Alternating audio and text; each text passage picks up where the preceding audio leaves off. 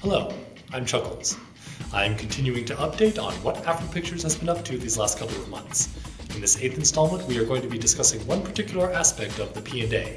As you saw in this video, I showed off my P, which I'm going to use to get some A. The printing that is going to be used to get the word out about A Horror the Student Film requires working with newspapers. If you're not a graphic designer or have never been on a school yearbook staff, then the following information is probably going to be new to you. It certainly was for me. Obviously, printing ads is still viable. It just requires you to do some multiplication and geometry. Ad space in a periodical is doled out in column inches. A column inch is however many columns the ad takes up, multiplied by the height in inches of that ad. Width times height, but in a weird way. I shall use a table that a specific paper sent me as an example. You have a newspaper page. It has 6 columns inside a border with a little gutter space in between each column. Each column is 1.5 inches wide. So if you have an ad that is 1.5 inches wide by 2 inches high, this will take up 1 column. Then you go 1 column times 2 inches high equals 2 column inches.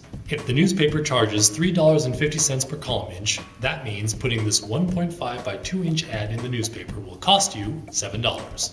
Not overly complicated, but it does mean that you need to take both the size and shape of your ad into account. Basically, it's how big of a polygon are you willing to pay for. The gutters are free, but if you start to take up, say, 3.25 columns, well then you might as well make it the full 4, because you're going to get charged for that 4th column. That's where all the exact details that a newspaper will send you comes in handy. Like with the paper that sent me this example. The entire page is 9.889 inches wide by 21.5 inches high, and each column is actually 1.556 inches wide. Ugh, math. All of this is just for one ad in one paper. The expense can quickly stack up if you want to keep the ads going, which is why papers also offer weekly rates. So instead of $3.50 per column inch one time, it might be $9 per column inch per week. So a 1-week run of this 1.5 by 2 inch ad in a daily paper will cost you $18. Now these numbers are just for easy example. You will probably never see rates this cheap, especially not if you're doing color ads as opposed to black and white, which is what I'm doing, along with having it run for several weeks across 4 different papers. Fortunately, 3 of those are all under the same company, one I've worked with before, which means getting a good price will be much easier.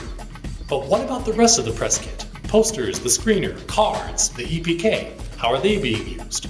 Details about that in the next vlog. For now, thank you for once again letting me get all technical on you. It's not my expertise, but hopefully I made it interesting. Please give Afro Pictures a like, follow, and subscribe, and stay tuned for the next update in this saga. Ciao.